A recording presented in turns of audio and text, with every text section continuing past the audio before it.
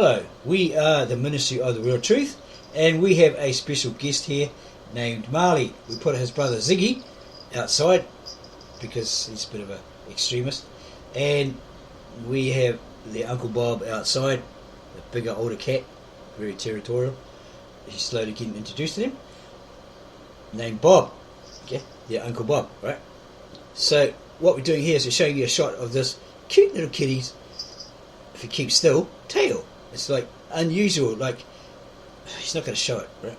It's very, very long, as you can see, and it actually can go pretty close to his head, okay, when he puts it up. It's very, very long. Okay, we try to get a shot of it. Get a hand out of the way. Yeah, here you go, boy. Put your tail up. No, doesn't want to behave. Not even for some snacks, okay? Oh my gosh, this is such a hard shot to do. There you go. He's just, oh my gosh, it's just the lighting is bad, all that sort of stuff. So there's basically his tail, which is really, really, really long for a kitten. And as we said, it can almost touch his head. Yeah, we'll just leave him alone for a minute. Come over here. Come over here. Walk this way. Come on. Come see what this is. Come on. Walk this way. Walk this way. It's a snack. Come on. Get a snack. Okay, you can't really see it. But here we go. Here's his tail. Shot of his tail. We try to go lower. Oh no, he took off. He don't like it. Don't want to be famous. Anyway, that's our guest, Marley. Okay? Kitten, probably about a couple of months old. Okay. We would like to dedicate this, our latest video, to our friend out there in the world. Her name is Patricia Tangamatua, from way back. And this is not the actual bridge, because we don't want people thinking that they're Superman and they can do it, because they will fall to their death. Now, this is a bridge in an unknown land, but it's very similar to the bridge that she walked in Auckland. She was on something, right? I'm not going to disclose what that was. She was on a substance, and she walked from the very beginning of this rail, tippy-toe, tippy-toe, tippy-toe, for at least half an hour to 45 minutes. She walked that whole way, okay? And the danger was that there's cars underneath, right? The motorway, the traffic. If she had fell off, she would have died, got squashed or whatever, and I would have had to have lived with that for the rest of my life. She walked that whole rail, okay, as we said, within half an hour to 45 minutes. Very, very brave, but it affected me quite severely. I walk across the bridge, and that engram or memory comes back, and I get a bit oozy there, right? Very brave lady, very, very brave. Okay, yeah. So yeah, we're not going to tell you where the exact bridge is that she did, so you go out there and do it, because that's silly, and you will not accomplish what she did. You will fall off and die, right? You'll get squashed, run over heaps of times. Okay? If we knew where that location was. So this video is dedicated to her, okay, and that brave feat, brave but crazy feat that she did way back in probably about 2002 or something. Okay, so this is a dedication video to Patricia Tangamatua. What's up? It's me, Kia Hua. Hope you're doing well. Married, got kids, all that sort of stuff. Last time I saw you, you were with that older guy. Can't remember his name. Nice guy. Okay, so what we're going to do today is we are going to have a look at a certain subject, because we were pondering. We'll just look at our notes here. Okay.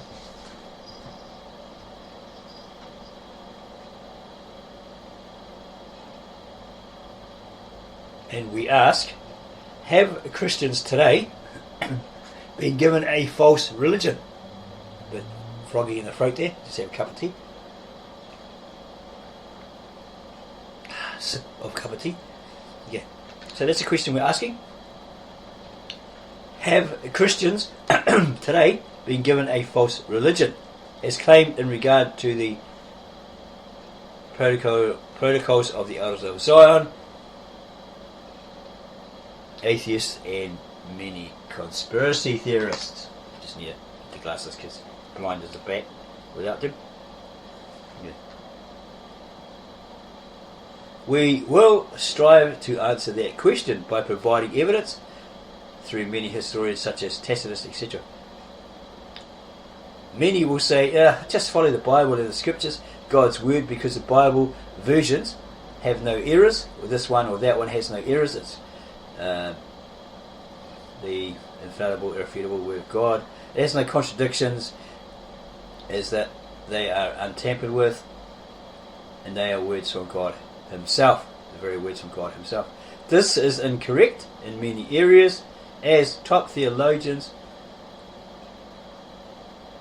scholars, and Christians repeatedly state and show via videos, i.e. YouTube, etc., that the Bible indeed does have errors, contradictions with Bible versions, and so forth. So let's look at P.Cornelius Tacitus' Book of Histories, Book 5, AD 70, page 294. This is from the Britannica Great Books, Reader's Digest, I guess. I'm not really sure, we'll have to have a look in here. Yeah, it says Great Books of the Western World by Robert Maynard Hutchins, Editor-in-Chief, 15 Tacitus, because there's a whole series of them. Mortimer J. Adler, Associate Editor, and so forth. Yeah, it's published by William Benton of the Encyclopaedia Britannica Incorporated, which is a trusted source because it's been around for over 250 years. We have a lot of notes in here, biographical notes about Tacitus. Okay, born around 55, died, that's probably BC or no, BAD, died around 117 AD. The little that is known about the life of Tacitus is provided by allusions in his own writings, and the letters addressed to him by his intimate friend Pliny the Younger.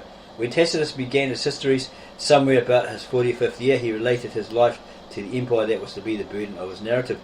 I myself knew nothing of Galba, of Otho, or of Vitellius, either from benefits or from injuries. I would not deny that my elevation was begun by Vespasian, augmented by Titus, and still further advanced by Domitian. I have reserved as an employment for my old age, should my life be long enough, a subject at once more fruitful and less anxious in the reign of the divine Nerva and the empire, Trajan, enjoying the rare happiness of times when we may think what we please and express what we think. The influential part of Tacitus' education took place during the early parts of Vespasian's reign. It is possible that, like his friend Pliny, he was trained in rhetoric by Quintilian, for whom Vespasian had founded the first public chair of eloquence at Rome. Tacitus himself records how zealous he was for achievement and how diligently he pursued and studied the leading orators. And we have some information here on the side here, these sticky notes. It is not known on what occasion he began his own political career, but he won renown quickly, so he became known and popular quickly. Pliny, only a few years his junior, recalls in a famous letter that in his youth Tacitus seemed, of all the eminent men, then acted to the most worthy of imitation. Tacitus' success as an orator was followed by a marriage to the daughter of Julius Agricola, governor of Britain, whose biography he later wrote, and by rapid attainment under successive emperor of the office of Quaestor, Aedile, and Praetor. During the 4 years from 89 to 93, he was absent from Rome in some administrative capacity, possibly a provincial governorship in Belgic Gaul, where he could have acquired the knowledge of German manners and customs he later used in his book Germany. By the time Tacitus returned to Rome, the full force of Domitian's tyranny had developed. He later declared his father-in-law fortunate in death, since he thereby escaped the sight of these last 3 years, during which Domitian, leaving now no interval or breathing space, but as it were, with one continuous blow, drained the lifeblood of the Commonwealth, or Rome. Tacitus was at the height of his powers, and a consulship was due him in normal course, etc., etc. The orator chose silence, broken only when Domitian demanded flattery as an accompaniment to his acts of terror. The emperor enforced full attendance in the Senate when honourable men were being judicially murdered, so that he could see plainly whether you have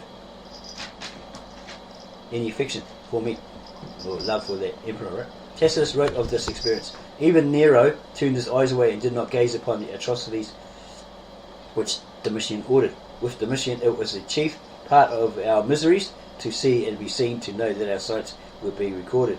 The assassination of Domitian in 96 brought unexpected release from this tyranny, which Tacitus said left some of the living no more than survivors of themselves.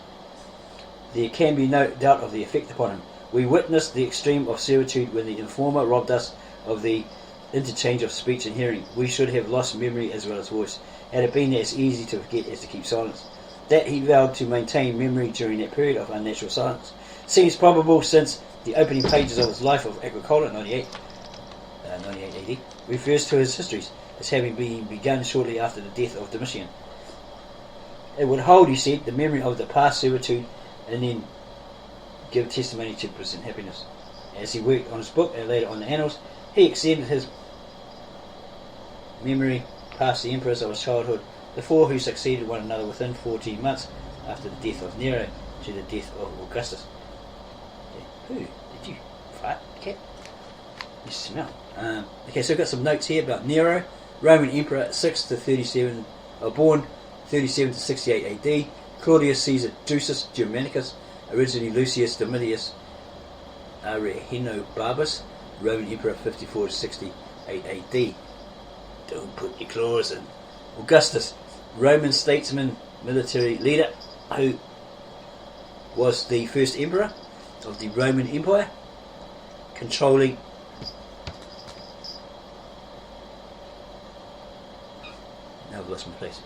imperial Rome from 27 BC until his death in AD 14. Imperial Rome had an enduring legacy as one of the most effective and controversial leaders in human history. His reign initiated an era of relative peace known as the Pax Romana. Vespasian, Roman Emperor, born 9 AD, died 79 AD, Emperor, 69 to 79 AD, full name Titus Flavius Vespasianus. Divine, or Nerva, is Marcus Cocceius, 32 98 AD, and heaps of information here on these different Romans. This cat is screaming to get out. Out we go. Come on. Come on. Wants to see his brother. Okay, come on. Get out there. Get out there. Yes, hurry up. Stand here, bro. Stand here. Go on. Get out there. Get your brother. Hurry up. Beep, beep. Good boy.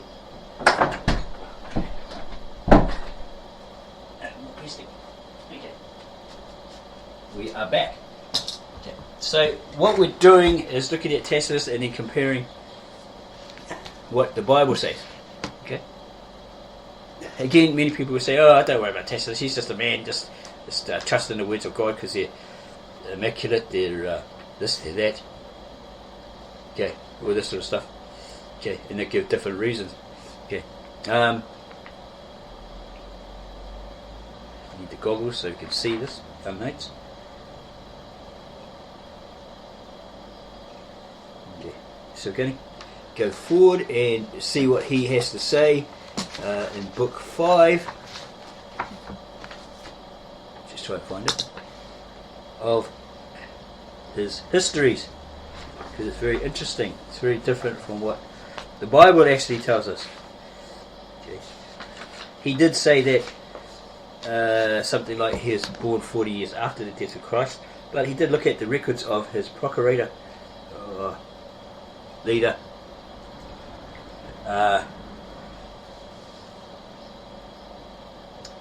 Pilate, and saw that a Christos was executed. etc., etc. So we're going to have a look at that.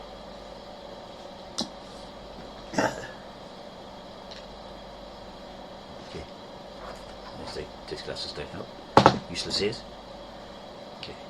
So, going to go back a bit to book 472-78, page 292 of Tacitus' Histories, 81. In the months during which Vespasian was waiting at Alexandria for the periodical return of the summer gales and settled weather at sea, many wonders occurred which seemed to point him out as the object of the favour of heaven and the partiality of the gods. One of the common people of Alexandria, well known for his blindness, threw himself at the emperor's knees and imploring him with groans to heal his infirmity. This is talking about Serapis Christus, Ptolemy or Soter, the saviour of mankind, be it Ptolemy I or Ptolemy II. This he did by the advice of the god Serapis, whom this nation, devoted as it is to many superstitions, worships more than any other divinity. He begged Vespasian that he would deign to moisten his cheeks and eyeballs with his spittle. Another, with a diseased hand at the council of the same god, prayed that the limb might feel the print of Caesar's foot. At first, Vespasian ridiculed and repulsed them. Okay, then that's talking about Vespasian, who may have been following the god Serapis Christus. He begged Vespasian that he would deign to moisten his cheeks and eyeballs with his spittle. Another was a diseased hand, at the council of the same god, prayed that the limb might feel the print of Caesar's foot. At first Vespasian ridiculed and repulsed them. They persisted, and though on the one hand he feared the scandal of a fruitless attempt, yet on the other was induced by the entreaties of the men and by the language of his flatterers to hope for success. At last he ordered that the opinion of physicians should be taken as to whether such blindness and infirmity were within the reach of human skill. They discussed the matter from different points of view. In the one case, they said the faculty of sight was not wholly destroyed and might return if the obstacles were removed. In the other case, the limb, which had fallen into a diseased condition, might be restored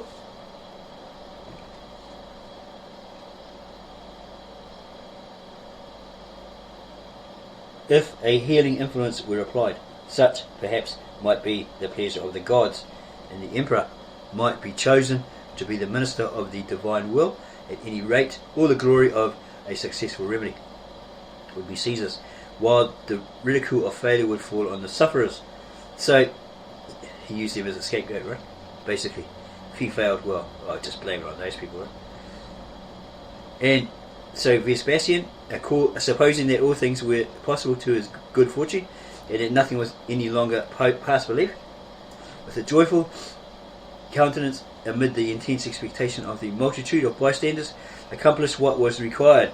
The hand was instantly restored to its use, and the light of day again shone upon the blind. Persons actually present attest both facts, even now when nothing is to be gained by falsehood. So this guy Vespasian, according to Tacitus, healed these two people. Yeah, one of a diseased arm and one of blindness. 82. Vespasian thus came to conceive a deeper desire to visit the sanctuary of Serapis Christus, that he might consult the god about the interest of his throne. See, because Ptolemy forced his way onto the throne after Alexander had died, poisoned or whatever, and he became the king or the pharaoh, and he demanded, create this statue, and he started this sect, which was found active through a letter by Hadrian's friend Servanius, or Servanius to Hadrian, in 34 AD. It was still up and running. Serapis Christus, the Brotherhood of Serapis Christus. 82. Vespasian thus came to conceive a deeper desire to visit the sanctuary of Serapis, that he might consult the god about the interest of his throne. He gave orders that all persons should be excluded from the temple. He had entered and was absorbed in worship when he saw behind him one of the chief men of Egypt, named Basilidus, whom he knew at the time to be detained by sickness at a considerable distance, as much as several days' journey from Alexandria. He inquired of the priest whether Basilidus had on this day entered the temple. He inquired of others whom he met whether he had been seen in the city. At length, sending some horsemen, he ascertained that at the very instant the man had been 80 miles distant. He then concluded that it was a divine apparition and discovered an oracular force in the name of Basileus. 83. The origin of this god Serapis has not hitherto been made generally known by our writers, the Roman writers, scribes. The Egyptian priests give this account, while Ptolemy, the first Macedonian king who consolidated the power of Egypt, was setting up in the newly built city of Alexandria fortifications, temples, and rites of worship. There appeared to him in his sleep a youth of singular beauty and more than human stature, who counselled the monarch to send his most trusty friends to Pontus and fetch his effigy from that country. This, he said, would bring prosperity to the realm, and great and illustrious would be the city which gave it a reception. At the same moment he saw the youth ascend to heaven in a blaze of fire, roused by so significant and strange an appearance. Ptolemy disclosed the vision of the night to the Egyptian priests, whose business it is to understand such matters. As they knew but little of Pontus or of foreign countries, he inquired of Timotheus, an Athenian, one of the family of the Eumolopids, whom he had invited from Eleusis to preside over the sacred rites, what this worship was and who was the deity. Timotheus, questioning persons who had found their way to Pontus, learned that there was a city, Sinope, and near it a temple, which according to an old tradition of the neighbourhood was sacred to the infernal Jupiter, for there also stood close at hand a female figure, to which many gave the names of Proserpine. Ptolemy, however, with the true disposition of a despot, though prone to alarm, was, when the feeling of security returned, more intent on pleasures than on religious matters, and he began by degrees to neglect the affair and to turn his thoughts to other concerns, till at length the same apparition, but now more terrible and peremptory, denounced ruin against the king and his realm, unless his bidding were performed. Ptolemy then gave directions that an embassy should be dispatched with presents to the king Skyjothamus, and so forth.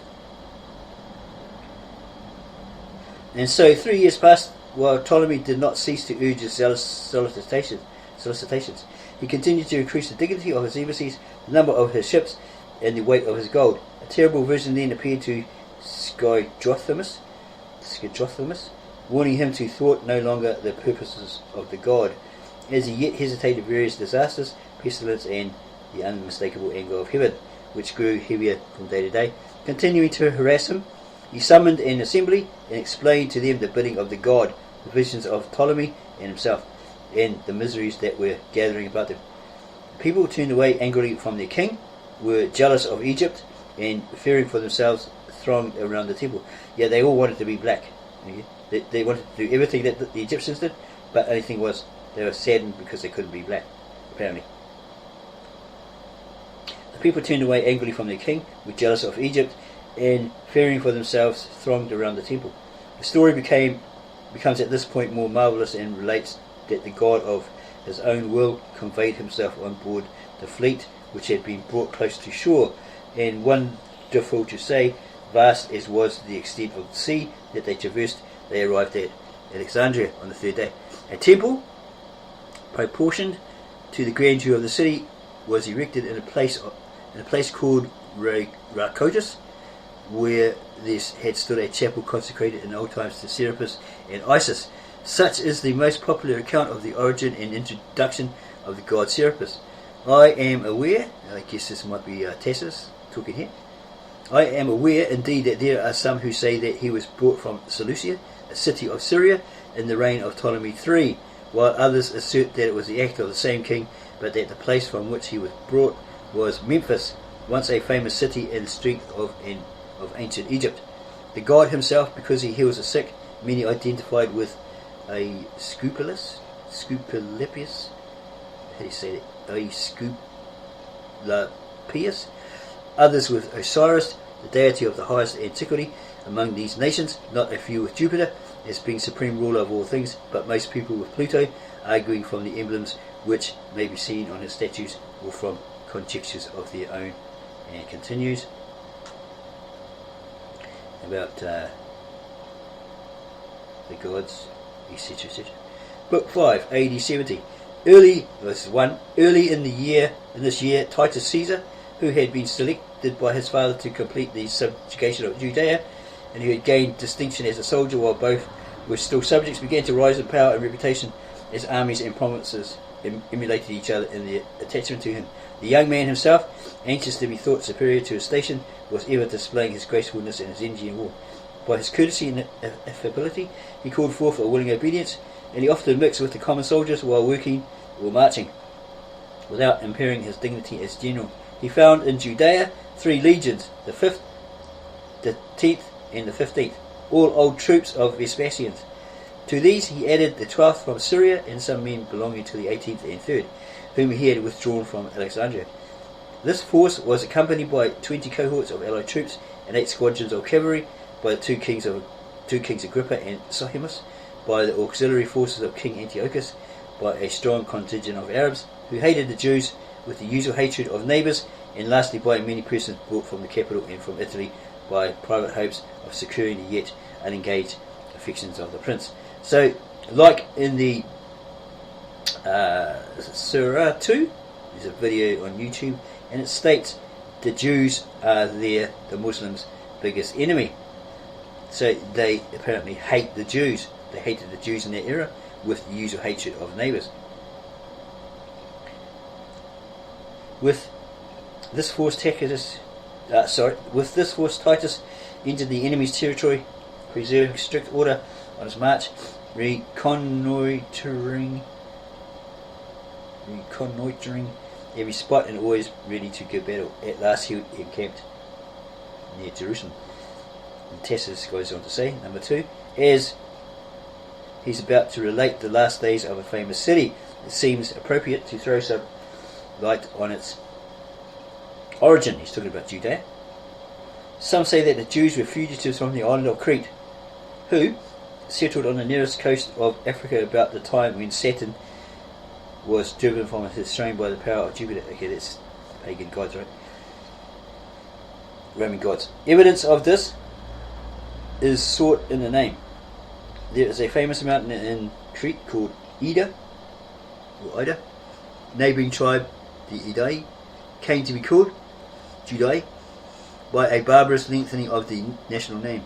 Others assert that in the reign of Isis, the overflowing population of Egypt, led by Hierosolumus and Judas, discharged itself into the neighbouring countries. Many again say that they were a race of Ethiopian origin, who, in the time of King Cepheus, were driven by fear and hatred of their neighbours to seek a new dwelling place. Others describe them as an Assyrian horde, who, not having sufficient territory, took possession of part of Egypt. So they're saying that these Jews may have not been Jews, but fugitives from many different places. Yeah? Semites, anyway. Probably Semites. Others describe them as an Assyrian horde who, not having sufficient territory, took possession of part of Egypt and founded cities of their own in what is called the Hebrew country, lying on the borders of Syria.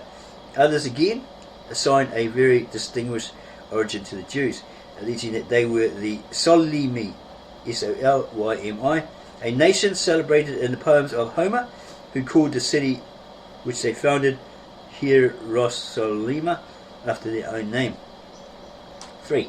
Most writers, however, agree in stating that once a disease, which horribly disfigured the body, broke out over Egypt, that King Bocchorus, seeking a remedy, consulted the oracle of Hammon, and was bidden to cleanse his realm and to convey into some foreign land this race detested by the gods.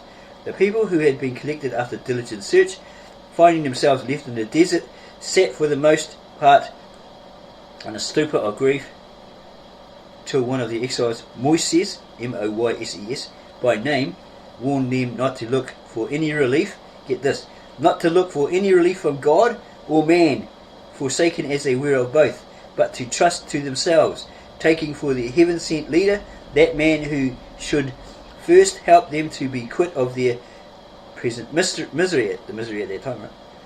Being ousted out, having no water, all that sort of stuff. They agreed, and in utter ignorance began to advance at random. Nothing, however, distressed them so much as the scarcity of water, lack of water. And they had sunk ready to perish in all directions over the plains, the desert regions, when a herd of wild asses was seen to retire from their pasture to a rock shaded by trees. Moses followed them, and guided by the appearance of a grassy spot, discovered an abundant spring of water. This furnished relief.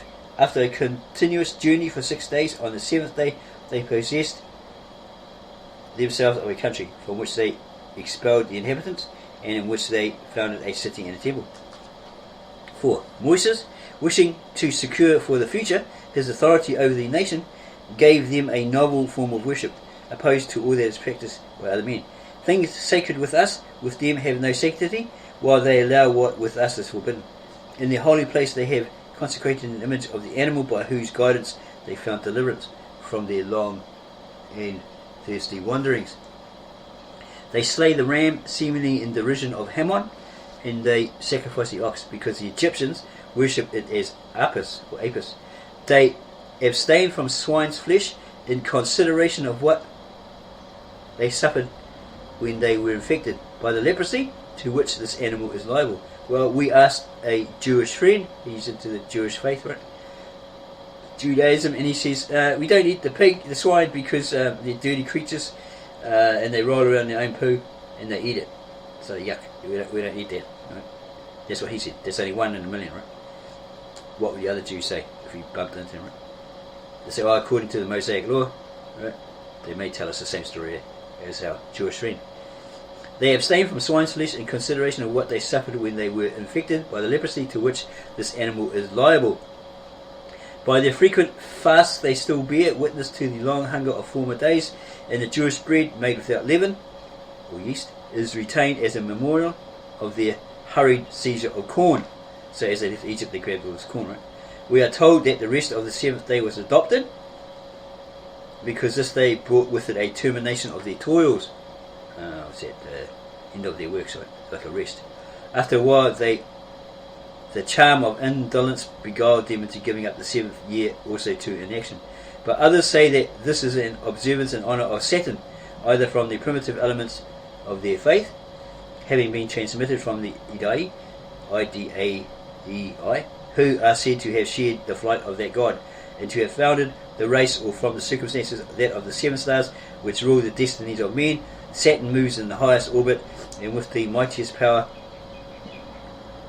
and that many of the heavenly bodies complete their revolutions and courses in multiples of 7. 5. This worship, however introduced, is upheld by its antiquity. All their other customs, which are at once perverse and disgusting, owe their strength to their very badness. The most degraded out of other races, scorning their national beliefs, brought to them their contributions and presents. This augmented the wealth of the Jews, as also did the fact that among themselves they are inflexibly honest and ever ready to shew compassion, though they regard the rest of mankind with all the hatred of enemies. They sit apart at meals, they sleep apart, and though as a nation they are singularly prone to lust, they abstain from intercourse with foreign women. Among themselves nothing is unlawful. Circumcision was adopted by them as a mark of difference from other men. Also, it's like a entry ticket, right? Part of their group. It's a sign. Yeah. Part of the covenant, etc., etc. Yeah, it's like an entry ritual, right? To be part of that circle, that brotherhood, the house of Israel. Those who come over to their religion adopt the practice and have this lesson first instilled into them: to despise all gods, to disown their country, and to set at naught parents, children and brethren. Still they provide for the increase of their numbers. It is a crime among them to kill any newly born infant. They hold that the souls of all who perish in battle or by the hands of the executioner are immortal. Hence a passion for propagating their race and a contempt for death. They are wont to bury rather than to burn their dead, following in this the Egyptian custom. They bestow the same care on the dead, and they hold the same belief about the lower world.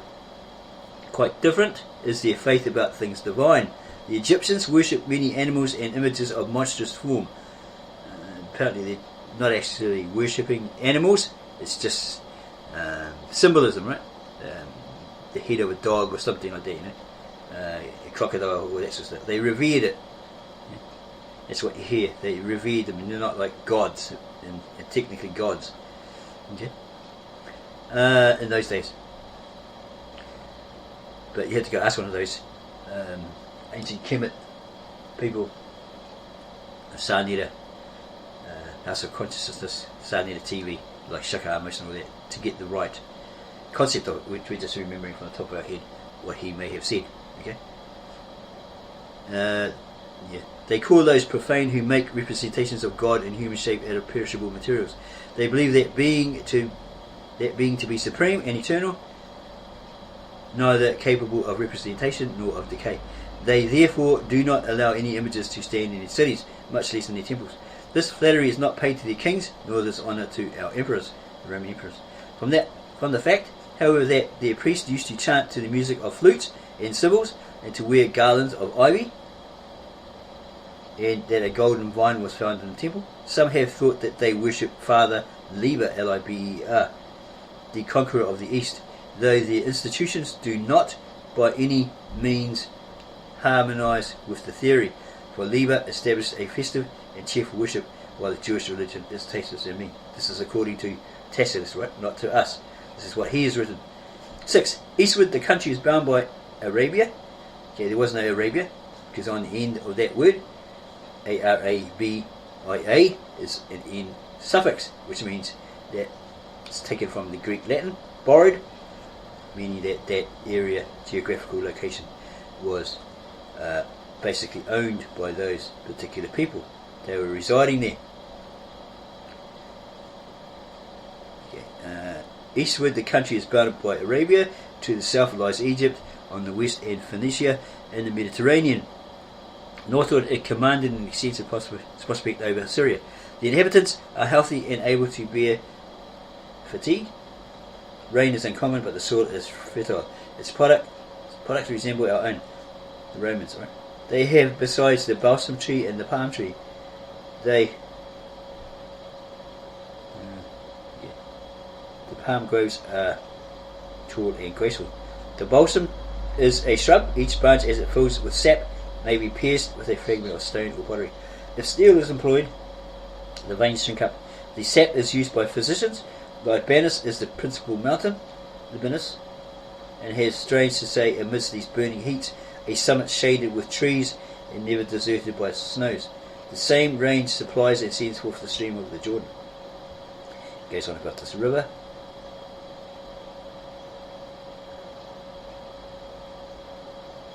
It goes on about fruits and all this sort of stuff. Okay, we're going to jump to 8. The Histories, book 5, page 296. A great part of Judea consists of scattered villages. They have also towns. Jerusalem is the capital. There stood a temple of immense wealth. First came the city with its fortifications, then the royal palace. Then, within the innermost defences, the temple itself. Only the Jews might approach the gates. All but priests were forbidden to pass the threshold. While the east was under the sway of the Assyrians, the Medes and the Persians, Jews were the most contemptible of the subject tribes. When the Macedonians became supreme, King Antiochus strove to destroy the national superstition and to introduce Greek civilization, but was prevented by his war with the Parthians from at all improving the violence of nations. For at this time the revolt of Arsaces had taken place. The Macedonian power was now weak, while the Parthian had not yet reached its full strength, and as the Romans were still far off, the Jews chose kings for themselves, and so forth. 9. Cnenius Pompeius was the first of our countrymen to subdue the Jews, availing himself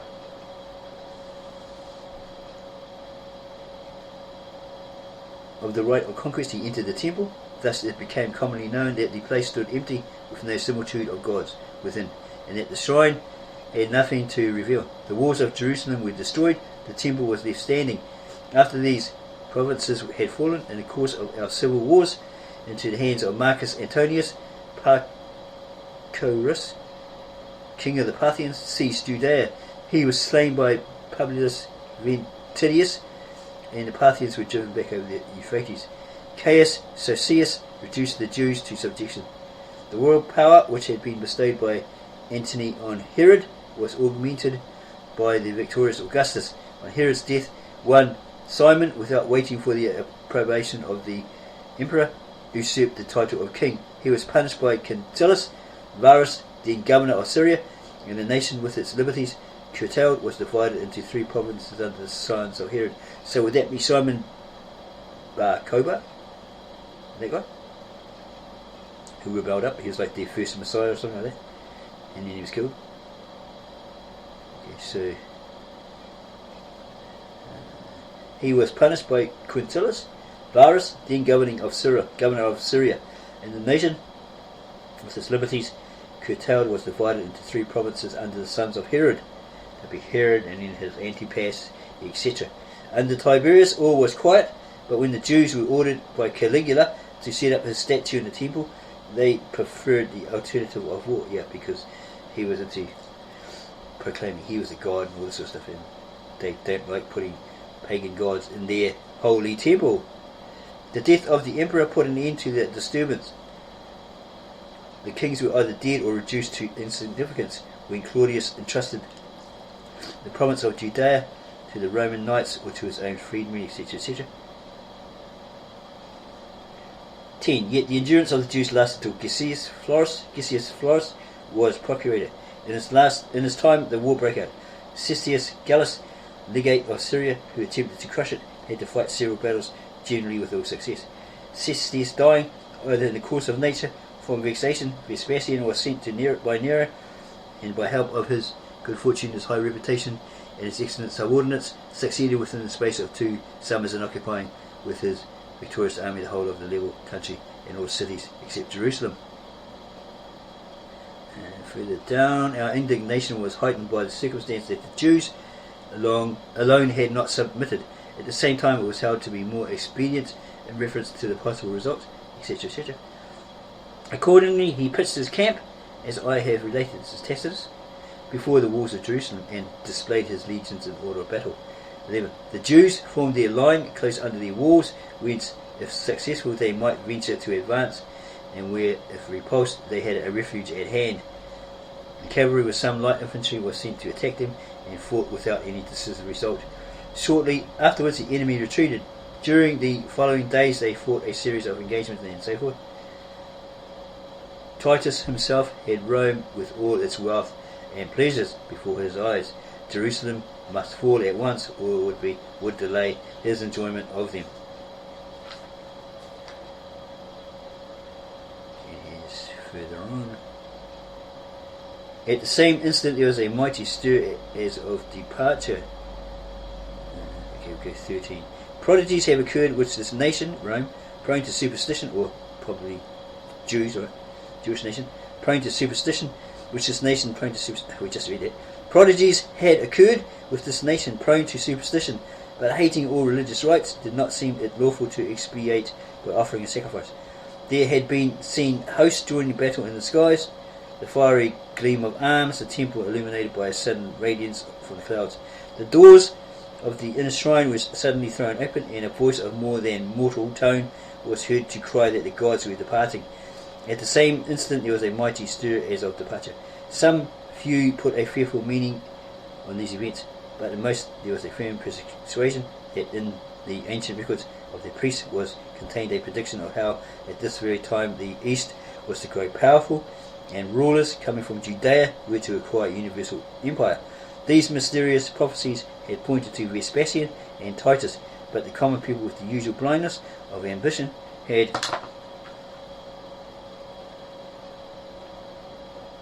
interpreted these mighty destinies of themselves, and could not be brought even to by disasters to believe the truth. Tacitus states here he had heard that the total number of the besieged of every age and both sexes amounted to 600,000. Okay, and so forth. And that's quite an extensive reading of Tacitus, Book 5, AD 70. It actually mentions, we've already said that about Christ, that Tacitus was born like 40 years after his death, but he looked at the records of his procurator Herod, and he found that he was executed. Okay, consequently, to get rid of the report, Nero fastened the guilt and inflicted the most exquisite tortures on a class hated for their abominations called Christians by the populace. Christus, from whom the name had its origin, came from the Greek, is borrowed by the Romans, suffered the extreme penalty during the reign of Tiberius at the hands of one of our procurators, Pontius Pilate, and a most mischievous superstition, thus checked for the moment, again broke out not only in Judea, the first source of the evil, but even in Rome, where all things hideous and shameful from every part of the world find their centre and become popular. Accordingly, an arrest was first made of all who pleaded guilty, etc., etc. Mockery of every sort was added to their deaths. The Christians were killed. They all rounded up and killed. Covered with the skins of beasts, they were torn by dogs and perished, or were nailed to crosses, or were doomed to the flames and burnt to serve as a nightly illumination when daylight had expired. That's the cruelty of Nero. Okay. So that's what Tacitus has said in his writings. We're going to look at the original, ancient, very old Aramaic Old Testament scriptures of the Lishana Artica Cypraea, the language of God spoken to Adam and Eve in the garden, etc. From the Tav Asheret, the original ancient, very old Tav Asheret, which is just the language of the original ancient Tav Ivri, Hotep, or original ancient, very old Hebrew. It's not a modern version. This Victor N. Alexander, a native Aramaic speaking translator from Bet Naren, or Mesopotamia, Syria, found a way to translate those preserved Old Testament scriptures and also the Galilean Aramaic, and he's brought it into the nearest English equivalent while staying faithful to what these scriptures actually say or have said. Here he says Book of Exodus, liberation. The Book of Exodus should have been called liberation, because that is what God did for the Israelites. He liberated them from slavery. Again, this book has been translated from the ancient Aramaic original sources. There are some other stuff here. Exodus should have really been translated as liberation, because that is what the word means in the original Hebrew Aramaic language. So they were sister languages, right? Makana, I hope we're saying that right. Makana. Exodus implies that the children of Israel were ousted, they were kicked out or driven out, when in fact they were liberated by the Lord to become a nation that would serve his purpose, and they did serve his purpose. They were the holy nation of God, the chosen nation of God, and they would introduce God, etc., scriptures, etc., to foreigners, Gentiles, non-Jews.